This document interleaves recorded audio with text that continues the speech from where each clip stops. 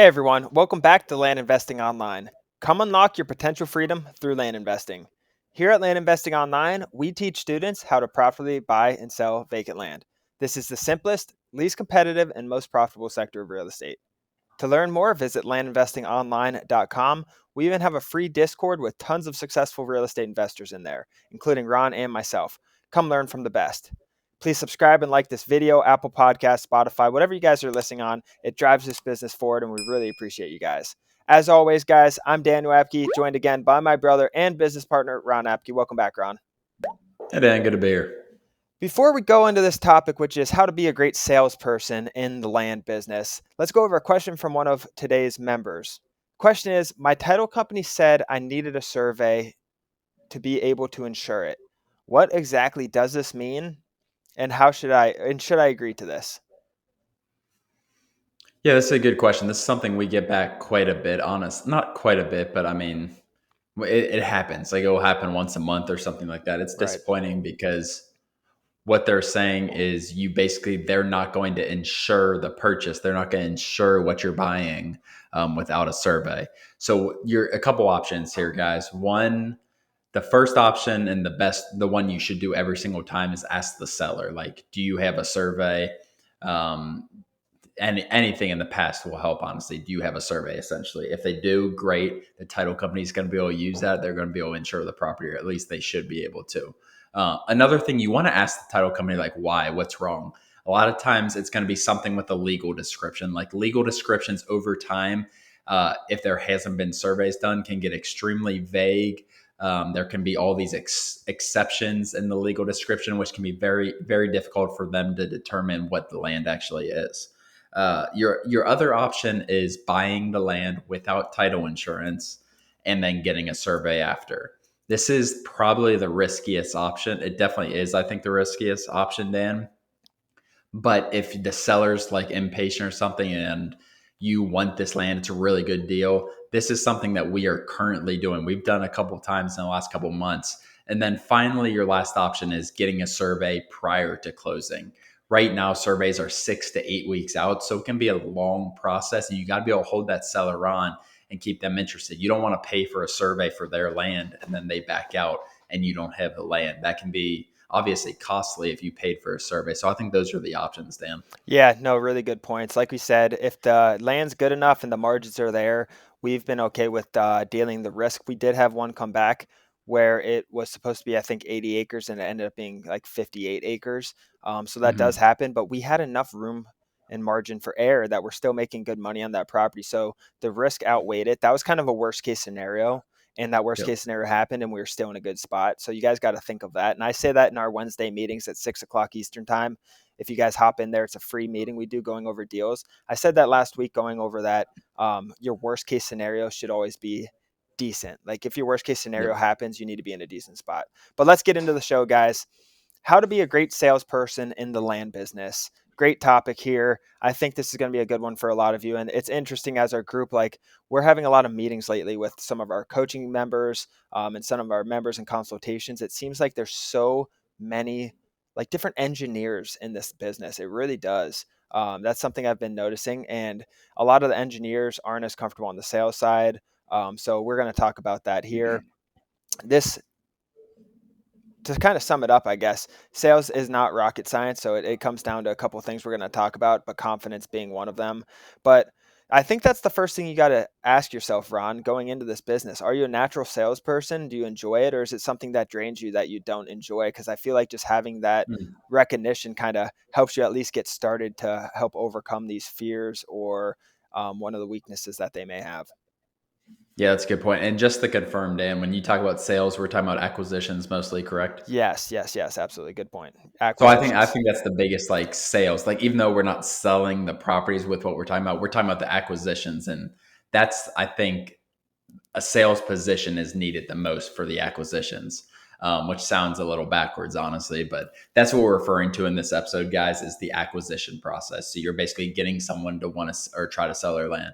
But like you said, Dan, self recognition, whether you're getting into this business and you're a data person or salesperson, like understanding who you are coming into the business is really important. Sales is something I'm good at, but it does like just constant calling and double checking and all this stuff, like it does drain me. The easy sales are easy, but as a true natural salesperson is going to get more deals than someone who's drained, because they're going to be able to make those difficult calls.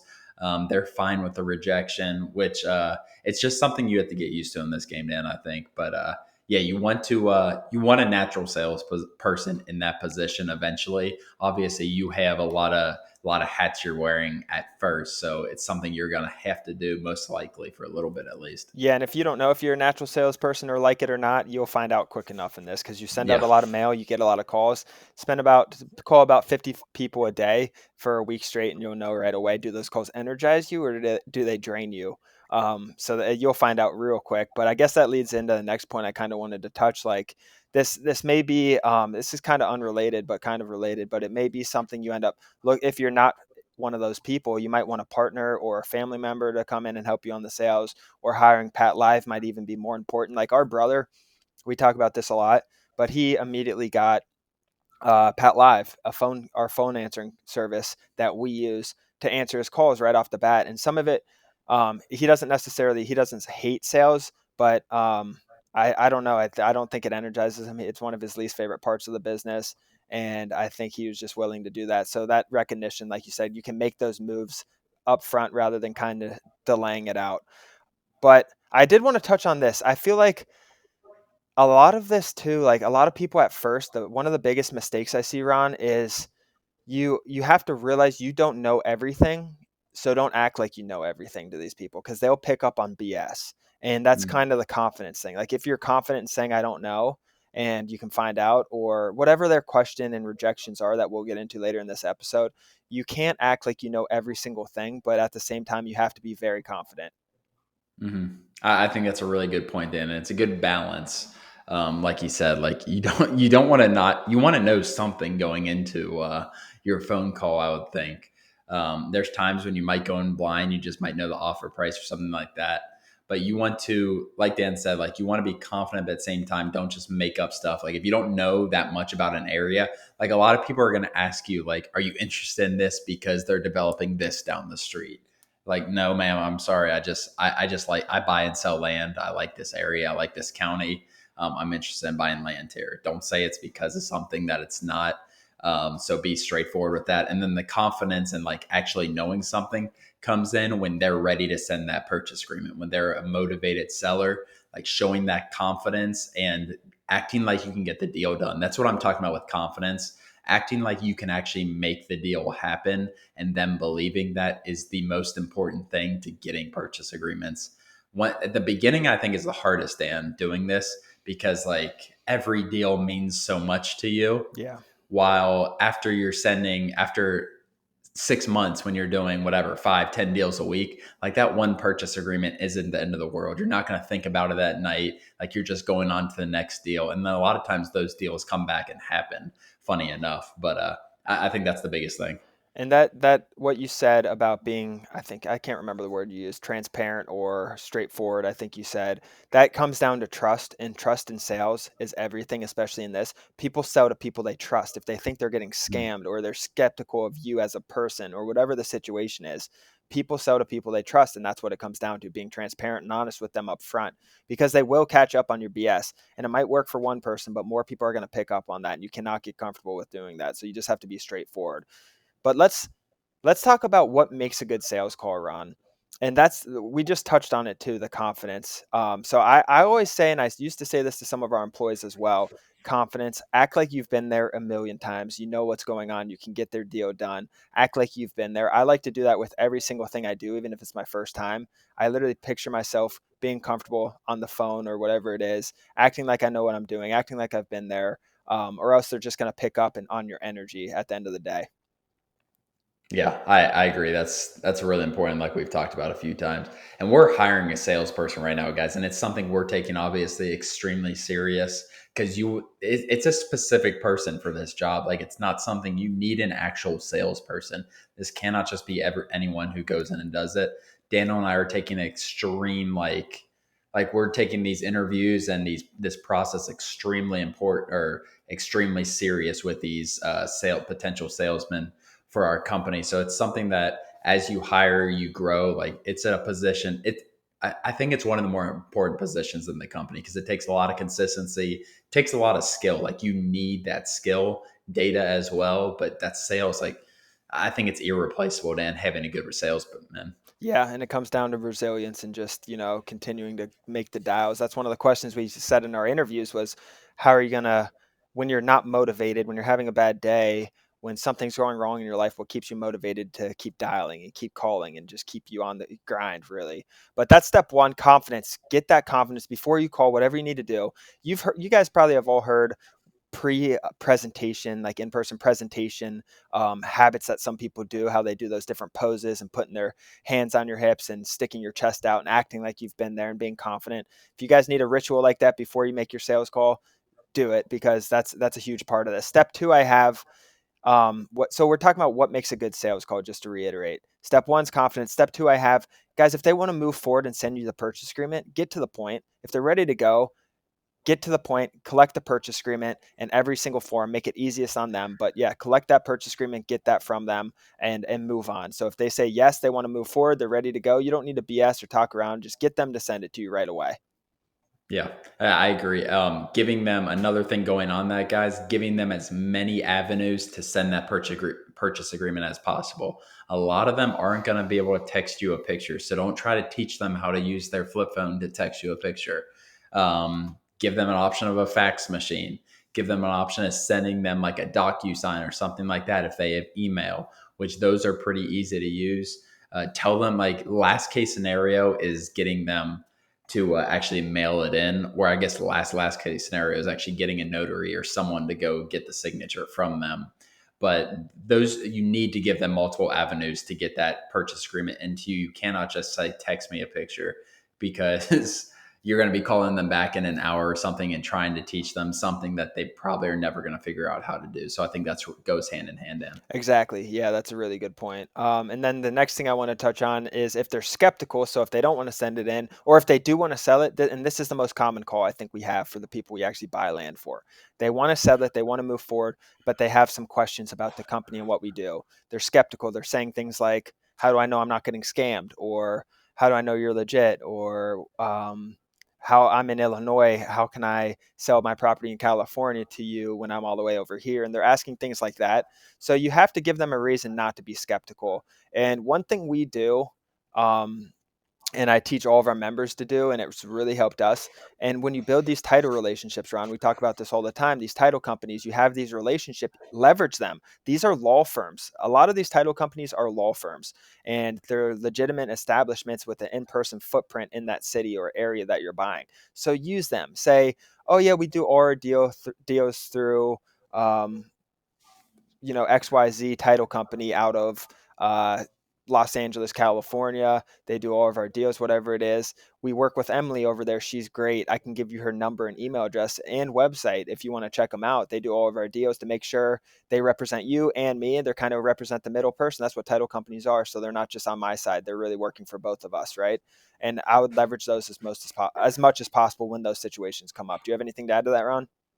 Yeah, I think that just all comes hand in hand with legitimizing your business, legitimizing what you're trying to do. Because the most of the time these callers are coming in, they're either they're interested in selling. They want to, like Daniel said, they want to make sure we're legit. That's the majority of your calls. And if you're not closing those people, that means they're losing trust at some point in the process. So having multiple ways to legitimize your business, even if you offer for them to call your attorney and they never do, great. You gave them, like, it's going to be in the back of their head, like, this person gave me the number and name for their title company. They're probably doing this a lot. They probably are going to get me paid. So yeah, I think that just goes hand in hand with legitimizing your business, Dan. Yeah, and then let's talk about a little bit. So we talked about step one, kind of like getting the purchase agreement from people who want to sell, right? Now let's talk about people who might not want to sell. They might want more money. They might need to talk to siblings. They might need to wait another year until after the end of the year, after taxes. They want to sell it this year. Whatever that situation is, let's talk about that a little bit, Ron. And the first thing I have to say, and if you guys have ever read any good sales books, you got to ask all the questions. That's how sales Mm. is. You got to ask questions and you got to listen. And at the end of the day, if they don't want to sell, find out why. And you have to Mhm. find out all the objections. So build on their answers and build on their answers with more questions. So, can the objections all be handled over the phone? You can ask questions like, when's the last time you've been to the property? What did you buy the property for? What's the property being used for currently? Is there anyone, just things like that. Do you live near the property? Just getting all the information, because in step 4, I want to talk about negotiation. And you can use all these things, all these questions and information you're getting as ammunition for your negotiation. Now they haven't been there in 6 months, or 6 months is really quick. And now they haven't been there in 6 years or 20 years. Like, we get those all the time, and then they want to sell because they haven't been there in so long. Whatever it is, that's ammunition you can use on the negotiation side. Trying to think of some other ones, Ron, that we get common responses for that help us negotiate. Maybe they live in California and the property's in Illinois, so they're across the country. They've never been there. They inherited it. Back taxes, like, find out if they have back taxes. You got to be careful on that though when you're asking those questions. Um, just the more information, the more ammo, Ron. Yeah, I think, like you said, and while you're doing this, you're building a relationship Exactly. as secondary too. Like, a relationship is being built if you're genuinely like asking them and actually having responses. It's not like a sheet, guys. Like, when's the last time you've been to the land? Okay, good. Yeah. What do you use the land for? What have you? It's not like that. Like, oh, so you haven't been there in 6 years? What's keeping you away from your land? Conversational. Why haven't you made it there? Like, that's a relationship builder too. You're finding some things out about it, and as you go on, you'll have this little list of stuff that you want Exactly. to find out, and it's going to give you that trust aspect. I know I keep going back to that, Dan, but that's the biggest thing to getting the purchase agreement.